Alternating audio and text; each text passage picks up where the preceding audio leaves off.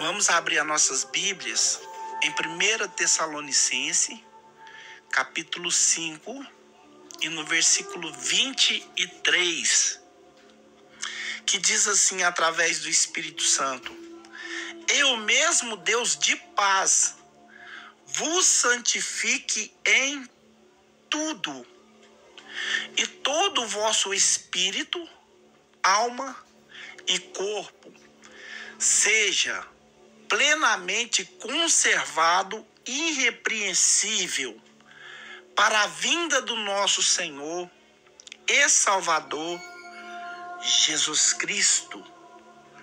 Glórias a Deus, louvado seja Deus. Irmãos, aqui está o estudo sobre a alma, que nós precisávamos de estar alicerçado nesse estudo, né, para a gente ter uma compreensão maior.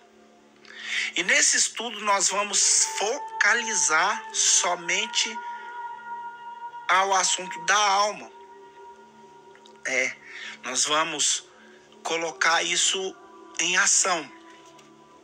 E como colocar sobre o controle, né, da ação da alma. E nós vamos também estar entrando em ação da alma e do espírito, né? Nós vamos considerar em primeiro lugar que o caso da nossa mente, né? Porque é nela, meus irmãos, que Satanás costuma ganhar muito terreno. O diabo, o inimigo das nossas almas, ele costuma fazendo sempre pressão sobre o modo do nosso pensar, né?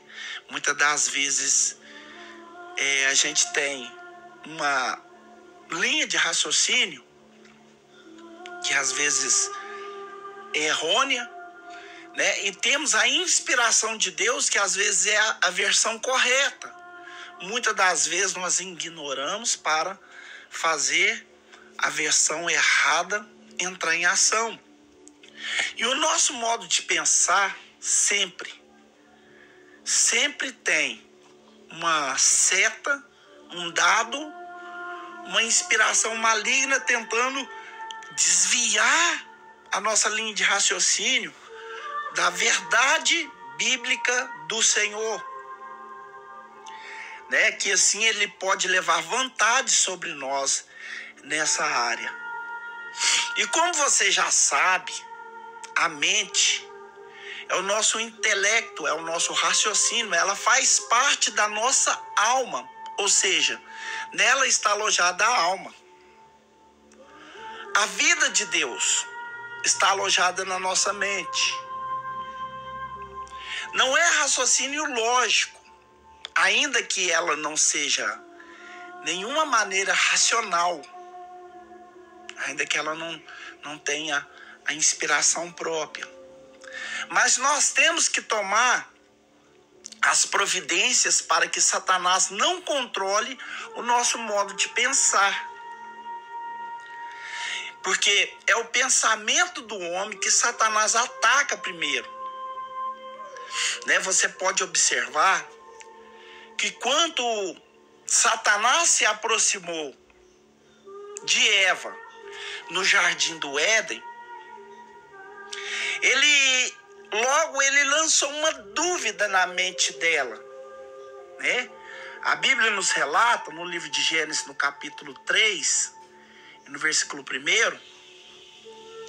a Bíblia nos diz assim: ora, a serpente era a mais astuta de todos os animais do campo que o Senhor Deus tinha feito.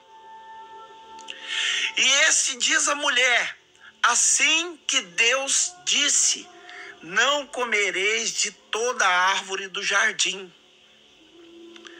Ela deixou na mente de Eva um ponto de interrogação. É importante entender a sistemática de astuta de Satanás. Primeiro, ele lança em nossa mente uma sugestão que geralmente é uma dúvida em relação a Deus. Se nós não rechearmos do poder do Espírito Santo, ou seja, rejeitarmos a tal sugestão, nós podemos cair num precipício onde o Senhor não poderá nos alcançar. Essa foi a falha de Eva. Satanás, ele reforça com outra dúvida, ou seja, com outra sugestão. Assim ele vai fazendo sucessivamente até que ele consegue prender a atenção das pessoas. O apóstolo Pedro, ele nos diz como devemos proceder diante deste mal. 1 Pedro capítulo 5, no versículo 8 e 9, Pedro começa dizendo: sede sóbrio. O que é sóbrio? Sóbrio é uma pessoa intrépida, uma pessoa astuta, uma pessoa rápida de raciocinar, né? E depois ele fala, e vigilante. Nós temos que vigiar. Aí na sequência ele diz assim, porque o diabo, o vosso adversário, anda ao redor como um leão que ruge, procurando alguém para devorar. Aí na sequência ele fala assim, resistir-lhe firme na fé. Agora, o apóstolo Tiago também tinha a mesma linha de raciocínio. Quando ele diz em Tiago 4, versículo 7, Tiago diz assim, resistei ao diabo e ele fugirá de vós. Quando você resiste o diabo, ele não tem opção a não ser fugir de vós. Satanás, ele só ganha muito terreno na área da enfermidade, simplesmente porque as pessoas não rejeitam a sua sugestão. Ele faz a pessoa pensar numa enfermidade qualquer, e se você não rejeitar essa sugestão, ele reforça com dores e sintomas, ao ponto que você convence no seu raciocínio que realmente você está enfermo, né? Quantas vezes Satanás colocou na mente das pessoas, principalmente feminino, que a pessoa estava grávida, né? A pessoa comprou até os enxovais acreditando na gravidez, e na hora que vai fazer ultrassonografia, negativo. Porque essa é a prática de Satanás, é trabalhar na linha do raciocínio. Por quê? Porque no nosso intelecto está alojado a alma. A enfermidade, ela é uma mentira de Satanás, na qual as pessoas acreditam. O apóstolo Paulo, eu estou falando isso com tese bíblica, o apóstolo Paulo, ele fala em Romanos capítulo 6, e no versículo 14, ele fala assim, o pecado é isso que inclui a enfermidade que veio ao mundo por causa do pecado. Ele fala assim, não terás domínio sobre vós, não estás debaixo da lei, e assim está debaixo da graça. Em Efésios capítulo 4, versículo 27, o Paulo chega a dizer, não deis lugar ao diabo. Nós temos de reconhecer, no entanto, que Satanás ataca sutilmente, de tal modo que chegamos a considerar perfeitamente razoáveis a sua sugestão, maliciosas. Nós temos de ter muito cuidado nesse sentido, como o Paulo nos adverte, ele nos adverte também em 2 Coríntios, no capítulo 11 e no verso 3 e no verso 14, ele fala assim: mas nós temos sim, como a serpente que enganou a Eva com a sua astúcia, assim também seja de alguma sorte corrompidos vossos entendimentos, e se apartem da simplicidade e da impureza que há em Cristo, e não de admirar, não é de admirar essa sugestão, porque o próprio Satanás, ele se transfigura em anjo de luz. Queridos irmãos, isso aqui é muito sério. Veja, por exemplo, uma maneira que Satanás muito usa contra nós: a ansiedade, na qual muitas vezes parece ser algo razoável. E Pedro, ele nos diz, ele nos exorta a respeito da ansiedade, e ele fala em 1 Pedro capítulo 5, e no versículo 7, ele fala assim: lançando sobre vós todas as vossas ansiedades no Senhor, porque Ele tem cuidado de vós. A palavra ansiedade, no texto original, ela quer dizer distração. Isto é, uma expressão com muita propriedade. Toda a ação de Satanás na área da nossa mente, ela nos deixa distraído, ela nos traz uma distração. O intuito é trazer uma distração, E essa distração, ela acontece sempre na hora que Deus quer se conectar conosco. Pois o que ele procura sempre é destruir-nos, ou tirar os nossos pensamentos da verdade de Deus. E o salmista, meus irmãos, ele nos faz uma exortação similar a isso que eu estou falando. Em Salmo capítulo 55, no verso 22, o salmista fala assim: confia, dá os teus cuidados ao Senhor, e Ele te sustentará.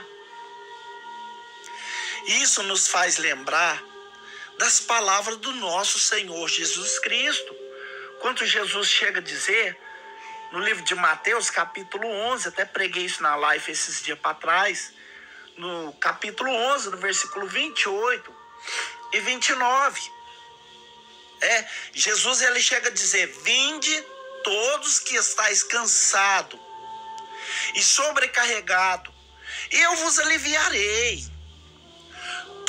Tomai sobre vós o meu jugo e aprendei de mim, porque sou manso e humilde de coração, e acharei descanso para as vossas almas. Isso é descarregar-se. Observa a palavra ansiedade, que é os cuidados do Senhor Jesus, ele trata como sobrecarregados. Mas conscientemente, ele conscientiza as pessoas na frase do descanso, para que as vossas almas tenham sobriedade, ela se descanse. Em virtude das continuidades, consequentemente, de pressões que Satanás ele exerce sobre a nossa mente, para tirar a nossa mente da verdade de Deus, e a nossa alma física ficar cansada, sobrecarregada, cheia dos cuidados da ansiedade. Toda a natureza passa por esse processo. Essa é uma estratégia que Satanás visa para roubar o nosso descanso. o nosso descanso no Senhor Jesus, que o Senhor Jesus veio nos dar. Meus irmãos, preste bem atenção. Na parábola do semeador, o Senhor Jesus mostrou como Satanás opera nesse sentido. O Senhor Jesus diz que outro ainda são aqueles que foram semeados entre os espinhos. Estes são os que ouviram a palavra de Deus, mas os cuidados do mundo, a sedução das riquezas e as cobiças de outras coisas, entretanto, sufocaram a palavra e ela fica infrutífera. Jesus disse isso em Marcos capítulo 4, no versículo 18 e 19, que a semente foi lançada, mas os cuidados, as propícias do mundo, as feitorias do cão, do Satanás, que tem colocado visivelmente na mente das pessoas, tem sufocado a palavra de Deus. Para quê? Para que ela não se frutífera, para que ela fique infrutífera. E por essa citação, meus irmãos, que eu acabei de citar desse versículo, dá para você entender por que Satanás procura controlar a nossa mente com ansiedade, com distração e etc. É simplesmente para impedir a verdade de Deus de se enraizar no nosso coração. Quando Satanás ataca você, ele ataca na sua mente, porque é nela que está centrada a sua alma. Ele projeta dúvidas sobre a verdade revelada pelo Espírito Santo, pois ele não quer que as pessoas dê fruto nas suas vidas.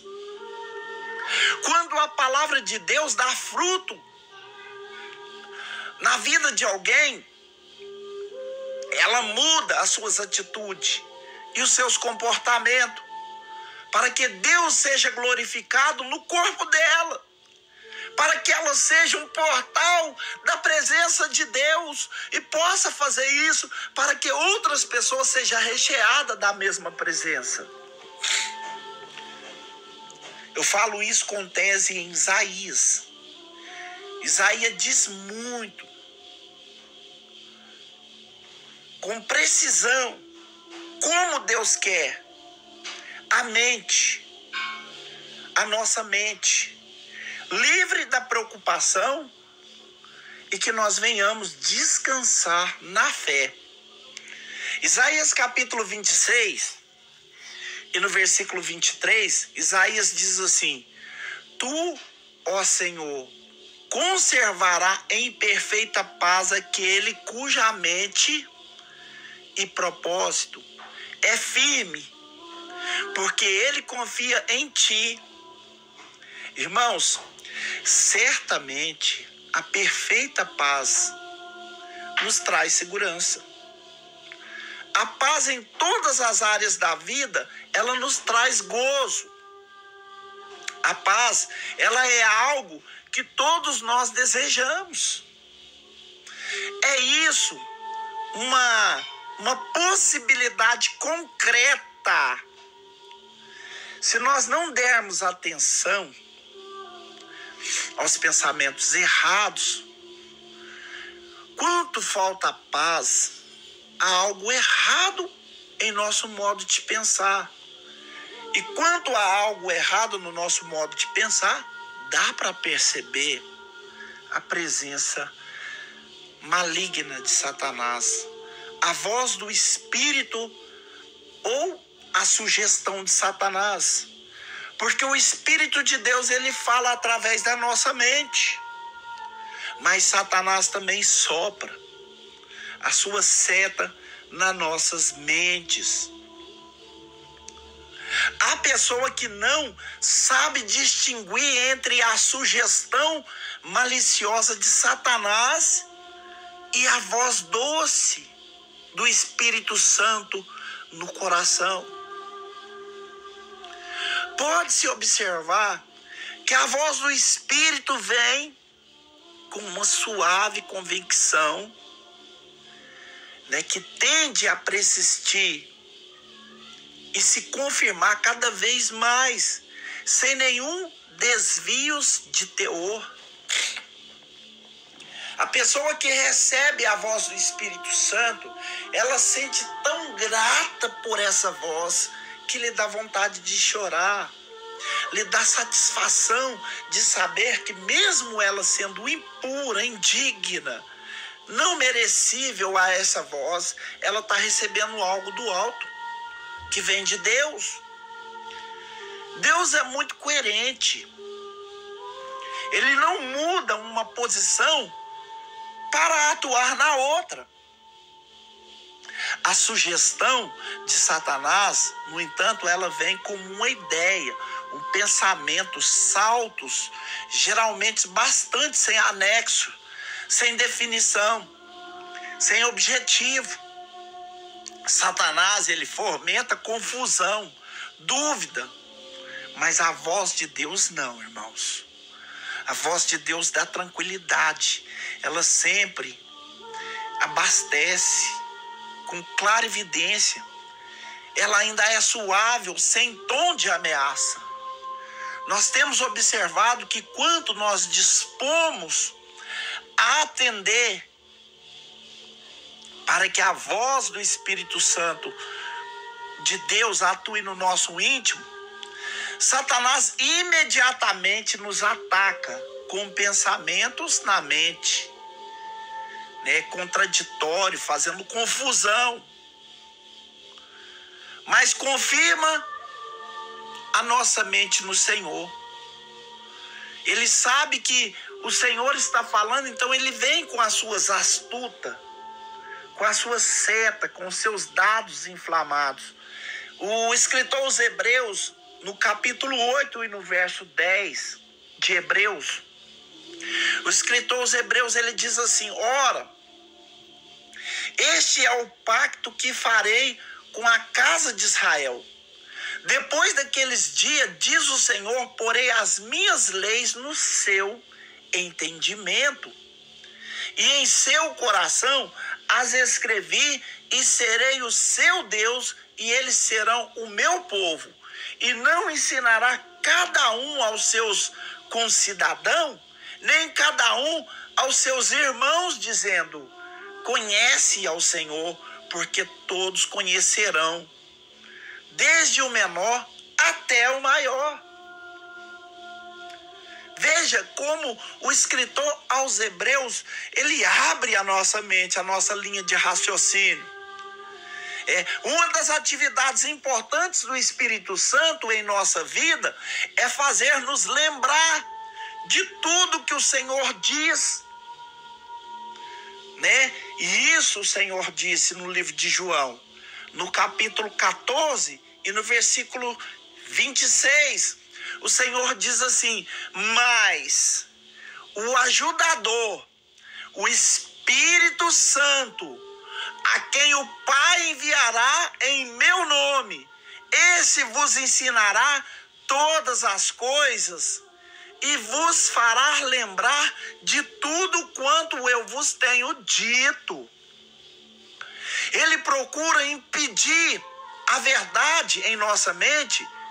Para quê? Para fazer com que nós não conheçamos a verdade, para que nós não ouvirmos a voz de Deus. Talvez, meus irmãos, você esteja pensando, porque estamos falando tanto de meditar nas palavras de Deus, em confessá-lo, porque nós necessitamos dar a Deus todas as nossas oportunidades para encher a nossa mente com a verdade. Quem está entendendo, diga glória a Deus.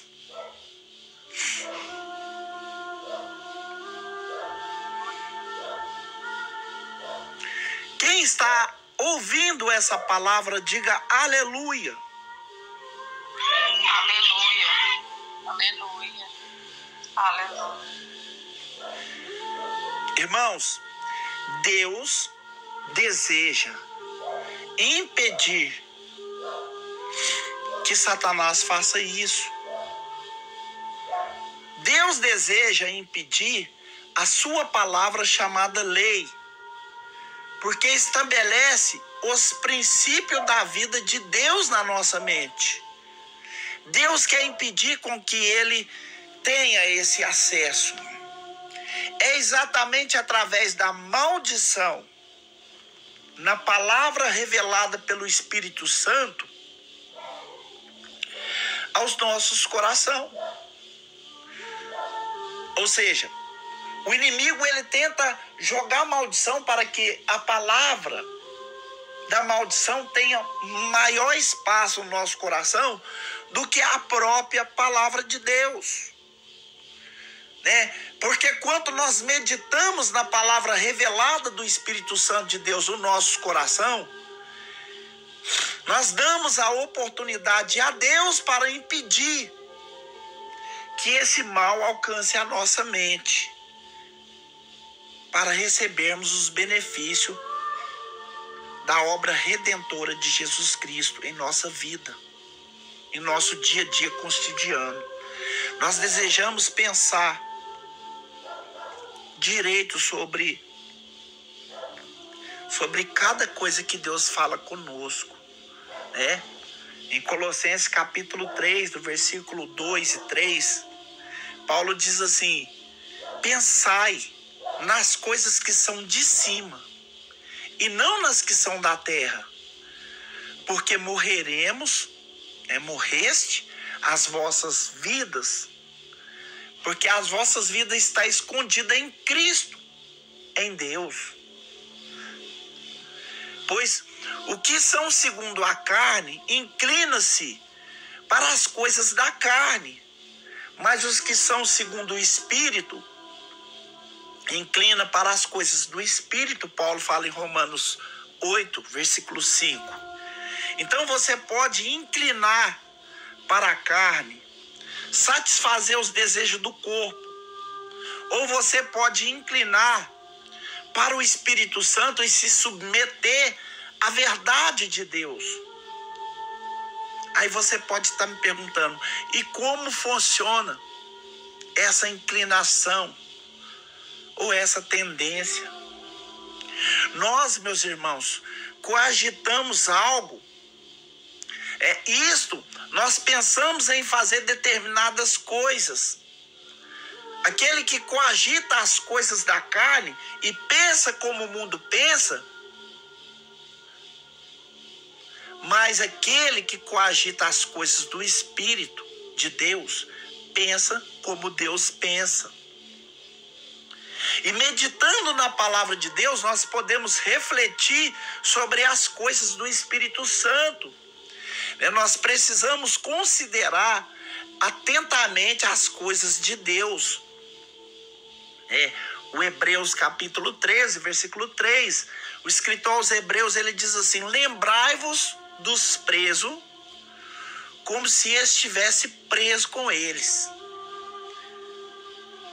e dos maltratados, quando sendo vós mesmo também no corpo deles maltratado. Cuidado continuamente com o que nós devemos pensar. Cuidado com aquilo que nós devemos deixar entrar na nossa mente. Aquele que nasce de novo do Espírito, a palavra ela tem de vigiar muito no seu modo de pensar. A vida do Espírito ela não desenvolve segundo módulos de pensar em sociedade nessas variações, Mas o Espírito de Deus, ele desenvolve em nós convicção restauradora. A santificação da alma, nós lemos santificação, que é da alma, do corpo e do espírito. Por que isso, pregador? O homem precisa se santificar intelectualmente, integralmente, desde o seu espírito ao seu corpo e também à sua alma. A palavra do Senhor em Tiago, capítulo 1 e no versículo 21, fala sobre a restauração da alma. E como faz parte desse processo de santificação, portanto, despojando-vos de toda impureza e acúmulo da maldade, escolhei com mansidão a palavra em vós implantada, na qual ela é poderosa para salvar as vossas almas. A palavra usada por Tiago aqui, meus queridos irmãos, para se refletir salvar, é a palavra grega que significa souzo, que concorda com o dicionário grego, que significa salvar, libertar, curar e preservar. Não pense apenas na salvação em sentido espiritual. Aqui a palavra ela fala algo, a alma, que anseia o processo da restauração, que faz parte da santificação progressiva. Após ser feito nova criatura, né, porque nós passamos por um processo. E qual que é esse processo? Nem todo homem é filho de Deus. A Bíblia diz que o homem sem o processo da transformação, né, da renovação, do novo nascimento, ele é criatura. Ele é criatura. Ele não é uma feitura de Deus, mas ele é uma criatura.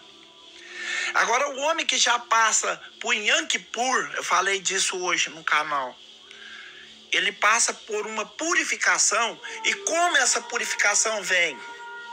Ela vem através do batismo. A pessoa que carregava um monte de impureza, um monte de condenação nas suas vidas, ela desce as águas, né? A maior parte no Velho Testamento e no Novo, nós vemos que Jesus batizou no Jordão. Jordão significa aquele que desce. Ela desce as águas. E quando ela chega nas águas, toda a impureza fica lá, né? Isaías capítulo 1, versículo 18 fala disso, que os pecados vermelhos, impuros da pessoa tornam branco como lã. E a pessoa passa a ser, agora, filho de Deus. Porque os pecados que ela carregava, Paulo diz em 2 Coríntios capítulo 5, verso 17, que quem está em Cristo Jesus é uma nova criatura. As coisas velhas são passado. Tudo se torna novo. Então, tendo purificado a vossa alma pela vossa obediência, e tendo vista o amor fraternal, não fingido, amai-vos de coração uns aos outros, ardentemente. Assim diz Pedro, 1 Pedro capítulo 1, e no versículo 22. A experiência, meus irmãos, dessa purificação que eu estava falando há poucos minutos atrás, e que nós lemos aqui em Pedro, Pedro repete essa frase em 1 Pedro capítulo 1 e no versículo 9, que as escrituras retratam essa santificação e começa, a qual é o seu fim, de obter o fim da vossa fé e a salvação da vossa alma, né? O apóstolo Pedro fala, aquele que já nasceram de novo ainda precisa de renovação. Não é só batizar e falar, não, estou salvo, não. Aquele que nasce de novo precisa de uma renovação para que possa atingir o objetivo final, né? Em Romanos capítulo 12 e no versículo 2, Paulo fala sobre a importância da renovação da mente. Uma santificação que abrange sobre a obra da parte de Deus e que precisa tocar no ser humano por completo.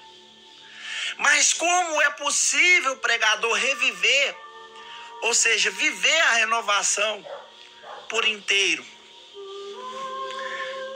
O Paulo diz em Efésios, capítulo 4, versículo 22 e 24, há uma ordenância bíblica que todo costume do Velho Testamento, um homem seja deixado a partir do novo nascimento.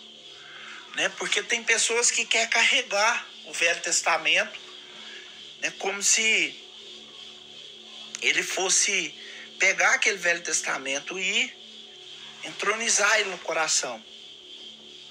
Agora é preciso adotar uma conduta de acordo com a nova criação. Porém, o novo precisa da renovação da mente, que é acolher com mansidão a palavra, né, para que possa curar vossas almas, diz Tiago, capítulo 1, versículo 21. Isso significa ser transformado para ser salvo, né, que salvo significa souzo, ali souzo. Então, irmãos, no sentido que quando o trato passado, desejai os vossos, Paulo chega a dizer, desejais o velho homem, que se corrompe segundo a sua concupiscência do engano, e renoveis do espírito do vosso entendimento, e revistais de um homem novo, criando segundo Deus em justiça, em retidão, procedendo a verdade. Efésios 4, versículo 22 e 24. Nós vemos aqui que nessa passagem referida aqui, quando Tiago ele fala sobre o acúmulo da maldade, algumas versões traz a palavra vestígio, de maldade, para falar sobre o resto de algo que já saiu, e a denúncia de algo que já esteve lá. Isso são marcas que ficaram na alma e que agora precisa de ser limpa. Esses vestígios, ele indica marcas do pecado, que um dia existiu, o molde do mundo, e feridas que ficaram na emoção. Porque Jesus cura, liberta, mas a marca fica. As pessoas ficam com a marca. Isso não significa que Deus não limpou o suficiente e que a sugestão não saiu. Mas o hábito desse vestígio fica. E agora nós precisamos estar voltado para a palavra de Deus. E na medida que o cristão se enche da palavra na mente, ele começa a reprogramar o seu sistema com Deus, né? O próprio poderoso deseja restaurar as emoções da pessoa, né? O salmista ele chegou a dizer no Salmo 147, no verso 3, ele sarará os que têm o coração aquebrantado e tratará das feridas deles, né? Porque a gente fica com muitas feridas, principalmente do passado, das coisas errôneas que a gente andou no outrora. Por exemplo, algumas pessoas que fumavam, né, fica com problema pulmonar, né, às vezes pressão alta, às vezes alguma coisa assim que parece ser impossível para Deus, mas não é. Isso são marcas. Marcas que o pecado deixou. Alguma dessas experiências emocionais, elas trazem dores profundas. Por exemplo, a pessoa que larga a família, né? Ela não conhecia a Deus, na verdade, mas vai envolver com o mundo. E depois, quando ela volta para a família, ela volta numa cadeira de roda, né? Às vezes ela volta faltando um membro do corpo, consequência do pecado gerado lá fora, né? Imagina a pessoa, um pregador de altar, que prega todos os dias, reconhecido no meio de todos, distancia do Espírito Santo, larga Deus e vai viver os prazeres lá fora. E lá fora ele toma um tiro ou perde algum membro do corpo e tem que voltar na cadeira de roda. E o mesmo altar que ele pregava todos os dias, ele vai lá de novo reconciliar, só que agora na cadeira de roda, né? Isso são marcas, marcas. Mas a revelação do amor de Deus é maior do que todas essas marcas, essas dores. A partir do conhecimento desse amor, é possível viver um processo de restauração da alma. Nós temos que restaurar a nossa alma. O poder da cura da alma, o poder da cura da palavra, o poder curador de todo o nosso ser, a palavra de Deus. Ela tem poder de curar a nossa alma. Né? O salmista ele chegou a dizer no Salmo 19, versículo 7, não apenas moldando os valores e programando a forma de pensar, mas trazendo a cura para as marcas e as experiências dolorosas do passado. O entendimento, ele traz restauração. Não há necessariamente apagar da memória daquilo que aconteceu, mas realinhando uma emoção que está fora do devido lugar, né? E tudo isso está na Bíblia, né? O Salmo 107, verso 20, o salmista diz assim: enviou-lhe as suas palavras e os sarou e os livrou, que lhe era mortal. Então, esse é o poder da palavra de Deus, a restauração. A palavra de Deus, ela traz vida, ela deixa viva a restauração, né? E sabe que tudo aquilo que impactava no seu íntimo, ele impacta restante do ser agora. Né? As fontes das vidas, elas são efetuadas quando o coração é efetuado na alma e pede a restauração. Essa restauração, ela não vem para todos. Ela vem só para aqueles que almejam, né?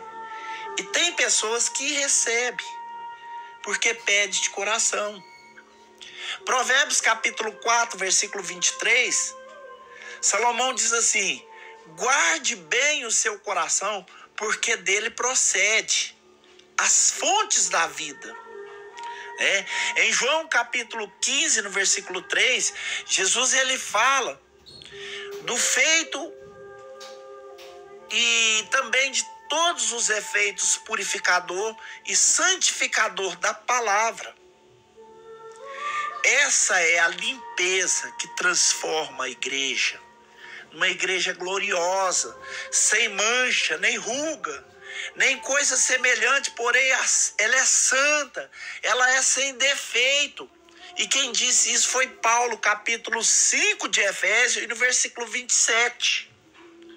A palavra de Deus, ela molda de maneira, meus irmãos, de viver, de pensar, de caminhar.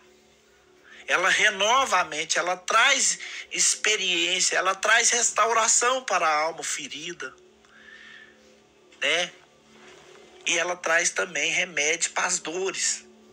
A palavra de Deus, ela tem efeito santificador, curador, que cura o homem, que cura a alma do homem e dá para o homem tudo aquilo que o homem necessita, tudo aquilo que o homem precisa. né? E a nossa alma, ela é algo que vai ser entregue para Deus. O homem precisa se preocupar com a sua alma, né? Em certa feita, o homem estava conversando com a sua alma, né? Não me recordo agora o versículo, mas ele falava assim: ah, minha alma, agora o nosso celeiro está cheio, né? Estamos tranquilos, né? Nós podemos gozar tranquilo. Aí veio uma voz dizendo assim: louco, se ainda nessa noite te pedir a sua alma, o que você tem preparado? O que você tem preparado? Né? Porque o compromisso do Senhor Deus de Israel é com a nossa alma. Porque o nosso corpo, ele é matéria-prima da terra. Ele vai voltar para a terra, porque da terra ele veio. O nosso espírito, ele é chamado na teologia como parede branca. Parede branca é aquilo que não se corrompe. O nosso espírito, ele não tem corrupção. Mas mesmo assim, Paulo manda nos santificar no espírito. O nosso espírito, ele não peca. Ele não erra. Porque ele é ruá. Ruá significa sopro. Sopro da boca de Deus. Né? E o Salomão, ele chega a dizer que o corpo vai para a terra e o espírito volta para Deus a quem o deu. Agora, a alma, meus irmãos, ela vai desfrutar, ela vai gozar daquilo que o corpo, alma e espírito planejou na terra.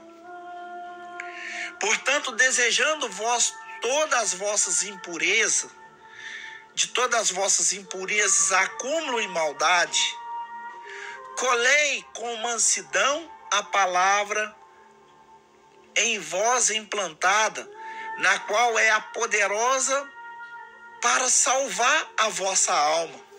Olha o que Tiago diz em Tiago 1, capítulo 21. A nossa alma terá que prestar uma conta diante de Deus.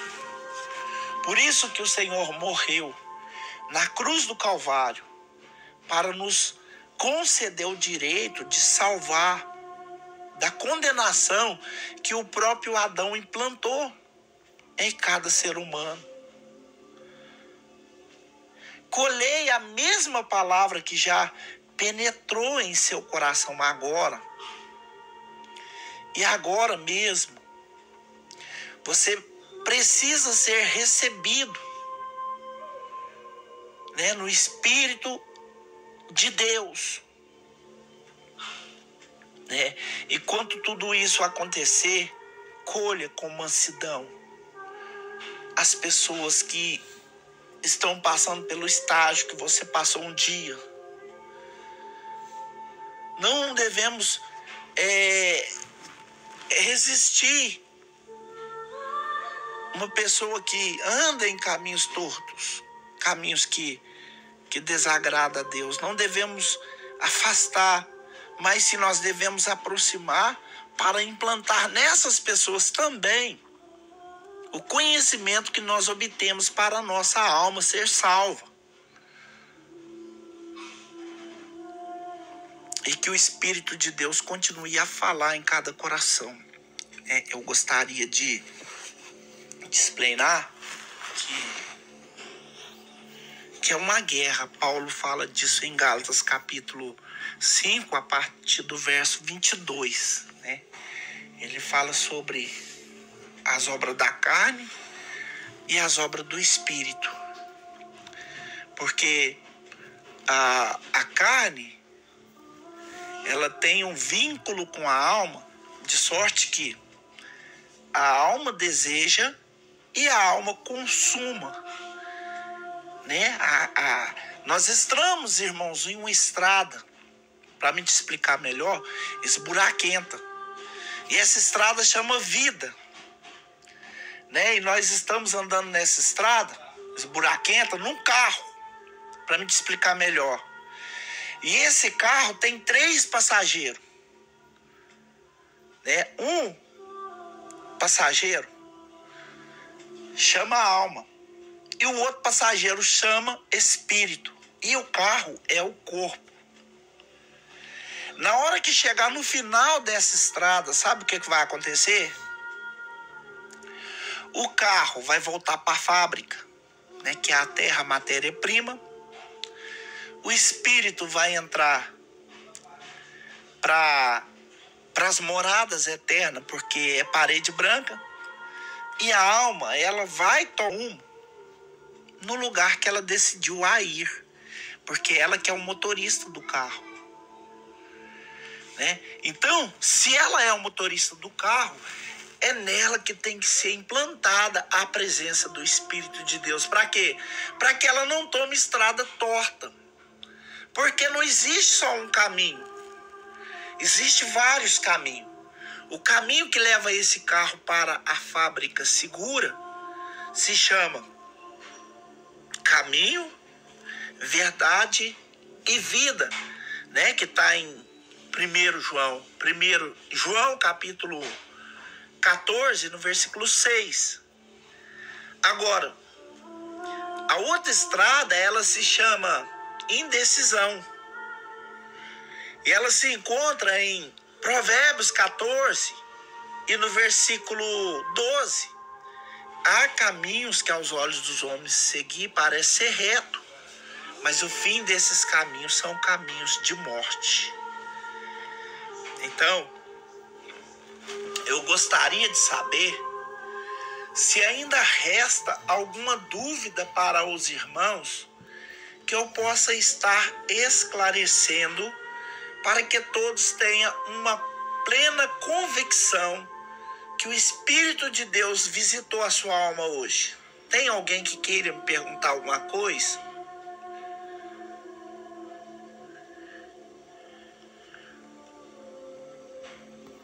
Se não tem, vamos já fazer a oração da fé. Eu gostaria, meus irmãos, como preleitor da palavra, como pregoeiro da mensagem de Deus, eu gostaria de saber se tem alguma alma que precisa retomar a estrada convicta de uma chegada segura no destino final. Se tem alguém que precisa nessa noite fazer uma decisão, você precisa aceitar Jesus como seu eterno Senhor e Salvador da sua alma. Tem alguém que quer aceitar Jesus nessa noite? Eu gostaria de estar fazendo o teu apelo. Se tem alguém, diga eu.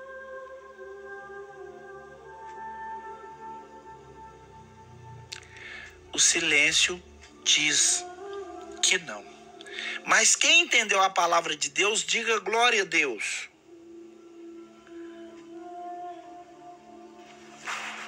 Glória a Deus.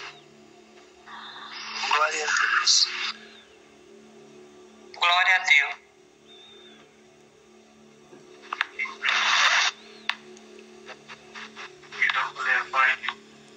Graças a Deus.